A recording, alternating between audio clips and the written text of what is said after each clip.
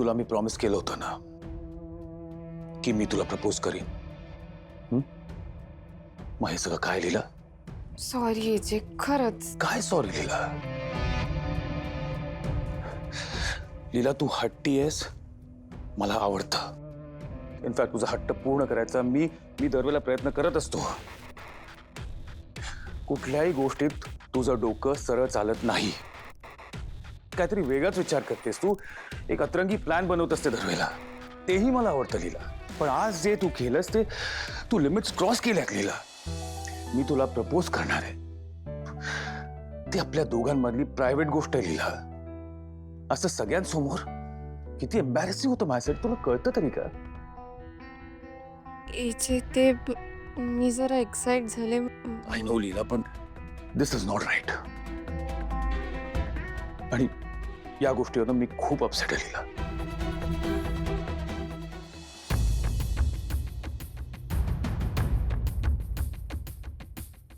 खूप चिडले तेजे. सॉरी एजे, खरंच खूप सॉरी. का बघते मी असं? आता प्रपोज तर दूरच राहिलं. एजे तर माझ्याशी बोलतील की नाही हे माहित नाही. आता काय करू मी? वहिनी, आपण लीलाला कितीही बोललो तरी एजे तिला प्रपोज करणार आहेत हे खरंच आहे. वहिनी, तिचं नाव लीला नाही, चिकटगुंड्या असायला हवं होतं. बघा ना, आपण जितकं तिला प्रयत्न करतोय घरापासून लांब करण्याचा, तितकंच ती घराला आणि एजेंना चिकटून बसलीये. आपण काय यांची लव्ह स्टोरी बघत बसायची आहे का? नाही. का बघत बसायची आपण? आपण एजेंना लीलाला प्रपोज करू द्यायचंच नाहीये. कारण तसं झालं तर ते पूर्ण फसतील. त्या लीलाच्या धूर्त आकांक्षा आपण पूर्ण होऊ द्यायच्या नाहीच आहेत. मग काय करायचंय आपण? मला सुचले वहिनी. आपण काय करूया, तिला रूम मध्ये लॉक करूया. तू असं कसं लॉक करणार? इझी आहे. चावी घ्यायची, लॅच मध्ये टाकायची आणि लक्ष्मी, तू तिला का विचारतेस? सॉरी. सरस्वती, ही आयडिया आहे तुझी? मग काय करायचं आपण? कदाचित आपल्याला काही करावंच नाही लागणार. ती लीला इतकी मूर्ख आहे की ती स्वतःच्या पायावर धोंडा पाडून घेईल. बघितलं ना, एजेंटच्या मोबाईलची रिंगटोन बदलली तिने. असं बिंडोक सारखं कोण वागतं? तिच्या वेडेपणाची शिक्षा म्हणून मे बी एजेस तिला प्रपोज करणार नाही. आणि जरी केलं तरी आपण आहोत ना एजेंना वाचवायला. येस वहिनी, येस वहिनी, येस येस.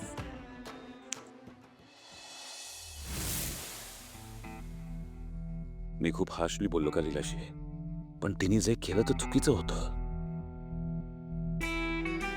असं कोण रिंगटोन सेट करतं फोनवर, आणि तेही माझ्या? किती एम्बॅरेसिंग वाटलं मला सगळ्यांसमोर. पण तिने जे केलं ते एक्साइटमेंट मध्ये केलं. मी तिला प्रपोज करणार आहे हे तिच्यासाठी खूप मोठी गोष्ट आहे. तिने किती दिवसापासून या मोमेंटची वाट पाहिली होती, आणि आउट ऑफ एक्साइटमेंट तिच्याकडनं हे सगळं घडलं. सिरियसली मी जरा जास्तच बोललो तिला. खूप वाईट वाटतंय आता मला. ती शुअरली माझ्यावर चिडली असेल. हो गॉड, काय करू?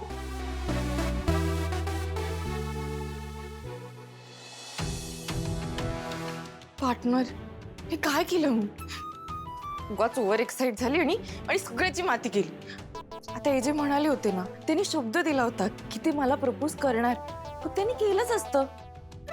पण मला काय, मी लिहिलंय ना, मी कुठे कोणाचं ऐकते? मला तर स्वतःच खरं करायचं असतं. मला गोंधळ घातल्याशिवाय चैनच पडत नाही. काय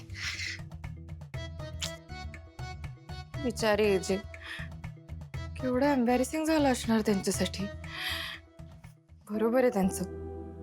जर समोरचा असा वागला तर आपल्याला राग येणारच ना. काय करू आता मी? आणि काय रे पार्टनर, आपण नक्की पार्टनर आहोत ना?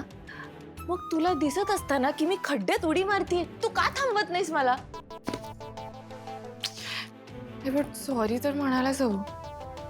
असं म्हणू हा मी नको, काहीतरी छान इनोव्हेटिव्ह आणि युनिक करते. हा चिठ्ठी नको नको, चिठ्ठी नको. स्माइल नको, स्माइलीवरनं आधीच रामायण झालंय, आता महाभारत होईल. मेसेज पाठव. पण मेसेज केलं आणि त्याने वाचलंच नाही तर जाऊ दे, बेसिक फोनच करते.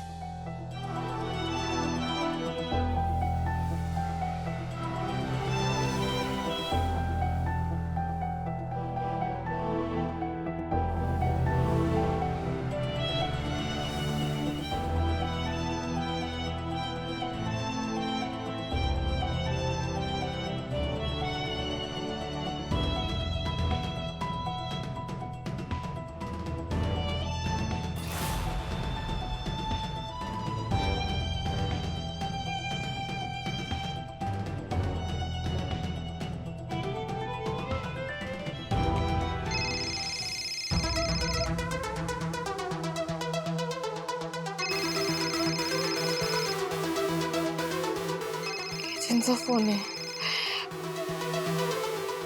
पार्टनर, ह्या वेळेला वाचवलं नाहीस ना तर बुक.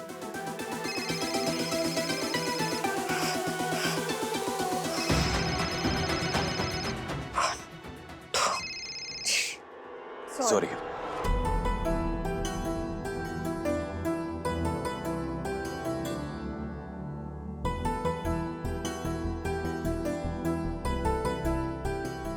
एजे, खरंच सॉरी. इट्स ओके लीला. हे सगळं सोड. तू एक काम कर, तू संध्याकाळी रेडी राहा. कुठे? काही विचारू नकोस. तुला तुला डिटेल्स मिळतील संध्याकाळी सगळे. तू रेडी राहा. ओके.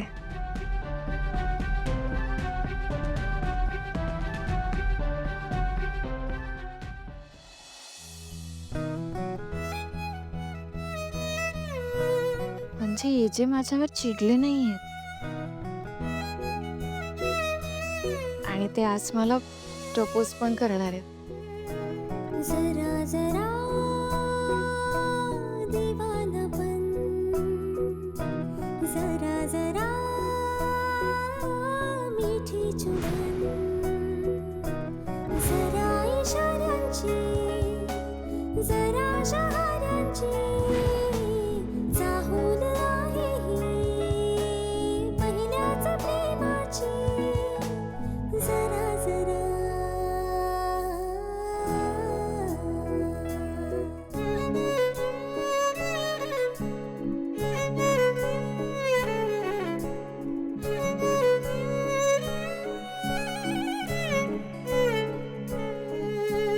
जेव्हा कधी श्वास घेते मला तुझा भास होतो. स्वप्नातही स्पर्श जागे मिठीतही ओढ लागे. जरा जरा दीवानापन, जरा जरा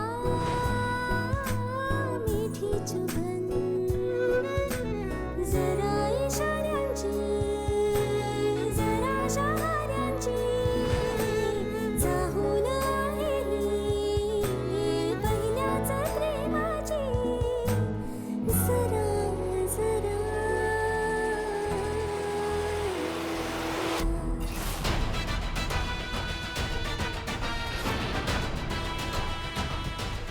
ते जे आजही त्या फोटोशी गप्पा मारतात, त्यांच्याशी बोलतात. याचाच अर्थ एजे अजूनही अंतराईंना मिस करतात.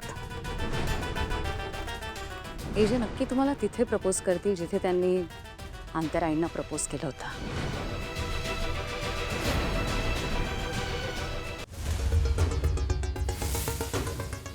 काय चाललंय ना घरात किशोर, मला काही कळतच नाहीये. कोणी उठून काहीही करताय. घर आहे का सर्कस आहे ही? एजे सुद्धा काहीच बोलत नाहीयेत. किशोर, मी तुम्हाला सांगते, आता हे जे काय चाललंय ना घरात, त्या काय झालं किशोर? लक्ष कुठे आहे तुमचं? खूप सहन केलं मी दुर्गा, पण आज मी तुला सगळं सत्य सांगणार आहे दुर्गा. काय झालं किशोर? ही गोष्ट इतके वर्ष मी माझ्या मनात दाबून ठेवली होती, पण आता सहन होत नाही. किशोर, कशाबद्दल बोलताय तुम्ही? आजी आणि एजेंनी तुमच्या सगळ्यांपासून एक सत्य लपवून ठेवलंय, जे आजपर्यंत घरातल्या कोणालाच कधीच कळू दिलं नाही. सत्य? किशोर, तुम्ही कोड्यात बोलताय हा? प्लीज व्यवस्थित सांगाल का स्पष्टपणे?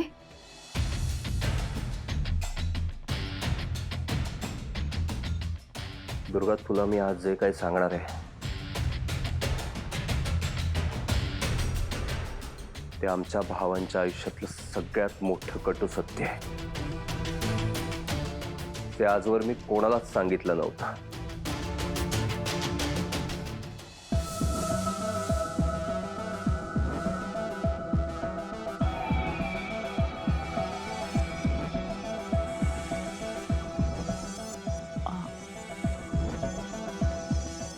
हे तुमचे आई बाबा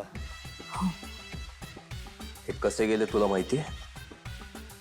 हो, अपघात होता ना? अपघात नव्हता तो. अपघात नव्हता.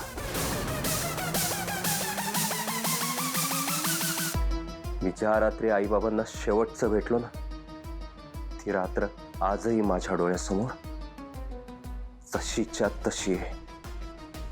कुठल्या तरी डीलसाठी बाबांना पुण्याला जायचं होतं, पण बाबांनी एकट्याने जावं असं आईला वाटत नव्हतं. नेमका त्या रात्री मला खूप ताप आला होता. एजे म्हणले मी जातो दादा बरोबर. तसे ते एकत्र निघाले, पण तितक्यात एजेंना कोणाचा तरी कॉल आला आणि एजेंटचं जाणं रद्द झालं. मग बाबा पुन्हा एकटे निघाले. आईला मलाही सोडवत नव्हतं, पण तिला बाबांनी एकट्यांना जाऊ द्यायचं नव्हतं. ती म्हणाली मी येते तुमच्या बरोबर. आणि निघताना आई माझ्या समोर आली आणि मला म्हणाली, किशोर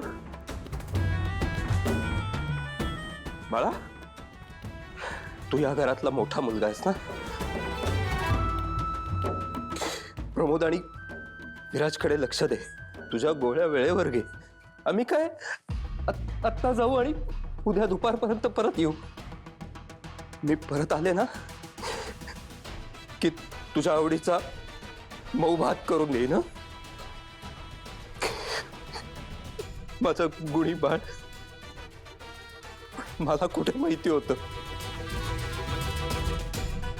की तेव्हा मी माझ्या आई वडिलांना शेवटचं बघत होतो. बाबांना डीलसाठी खूप अर्जंट पुण्याला जायचं होतं. ते गडबडीत निघून गेले, पण मला आईने प्रॉमिस केलं होतं, आम्ही पोचलो ना की तुला नक्की कॉल करीन. मी अख्खी रात्र तापात तडफडत फोन शेजारी बसून होतो. फोन आलाच नाही. आली ती बातमी.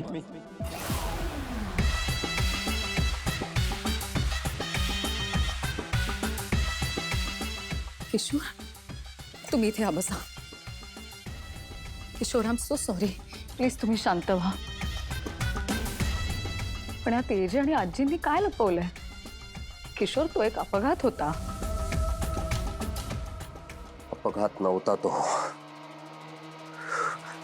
तो खून होता. काय? तो खून एजेने केला होता.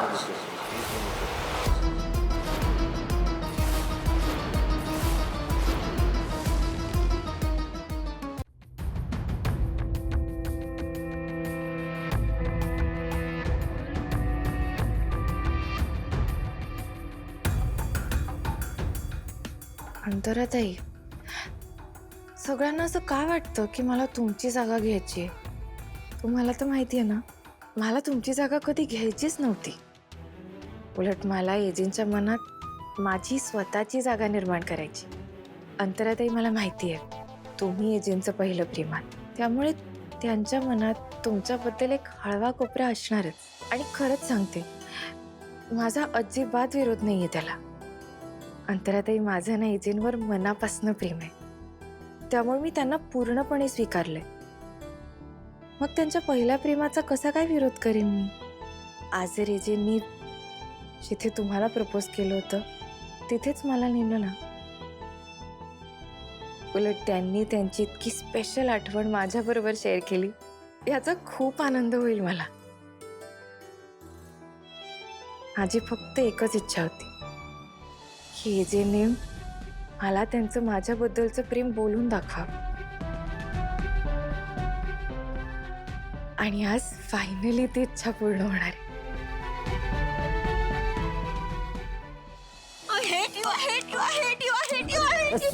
काय करतेस सरू? लागतंय मला. लागलंच पाहिजे म्हणूनच मारते मी तुला. तू इथे छान ऐशोआरामात आहेस रे. माझे किती हाल झाले माहितीये, पण नाही तुला काय त्याचं, तुझं तर बायकोवर प्रेमच नाहीये ना. बेबी काय लव्ह यू ना. तू लांब हो माझ्यापासून, आधी लांब हो माझ्यापासून. एक तर सगळा प्लॅन दुर्गा वहिनींचा होता. शेवटपर्यंत काय प्लॅन आहे सांगितलंच नाही. त्यात माझ्या दादाला पण अडकवलं. दादाचा यूज केला, पण शिक्षा मात्र एजांनी मला आणि लक्ष्मी वहिनींना दिली. ह्या सगळ्यात ना सगळ्यात जास्त नुकसान माझं आणि दादाचं झालंय, पण तुला काहीच पडलं नाहीये त्यात. सरू हे बघ, माझ्या हातात काही होतं का? अगं खरंच माझ्या हातात काही नव्हतं. सरू हे बघ, तुझा बेबी आहे ना. मी का असं करेन? नाहीयेस तू माझा बेबी, नाहीयेस तू माझा बेबी. मारतेस कशाला सरू? असं असतं ना तर तू आला असतास तिथे माझ्या मदतीला, पण तू आलास नाही आलास का? कारण तुला तिथे एन्जॉय करायचं होतं. हे म्हणजे असं झालं ना, मरते तर मरू दे सरू, मी कशाला काळजी करू? ही अशी म्हणे. ते इम्पॉर्टंट आहे आता. ते इम्पॉर्टंट ते आहे का इम्पॉर्टंट? सरू माझ्या, जर मी तिथे आलो असतो तुझीच शिक्षा डबल झाली असती ना. पण मी आता इथे आले ना, मी घरी तर आले. तू काय केलंस माझ्यासाठी? तुला काही काळजीच नाहीये ना, म्हणून तू काहीच करत नाहीस. एक मिनिट सरू, मला सांग काय करू मी तुझ्यासाठी? ते पण मीच सांगू आता. एक तर माझे किती हाल झाले माहितीये, किती कामं करायला लावली. माझे पाय दुखताय, डोकं दुखतंय. एक मिनिट, मी तुझे पाय दाबतो. थांब. बरं वाटतंय? माझं डोकं पण खूप दुखतंय. डोकं मी तुझं डोकं दाबून देतो. थांब. बरं वाटतंय?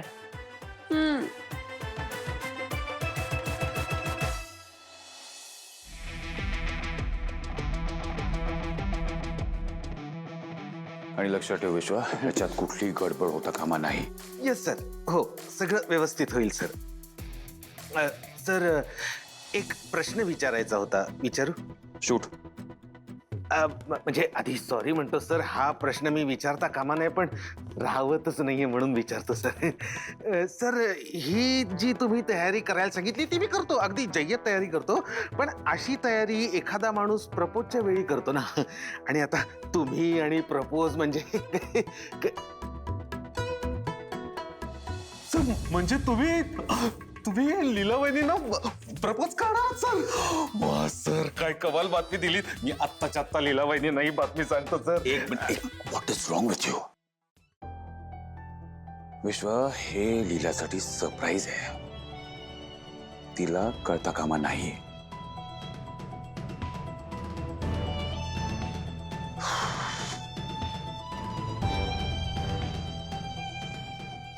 आय होप लीला तुला हे सरप्राईज आवडेल. And I don't believe की मी हे सगळं करतोय.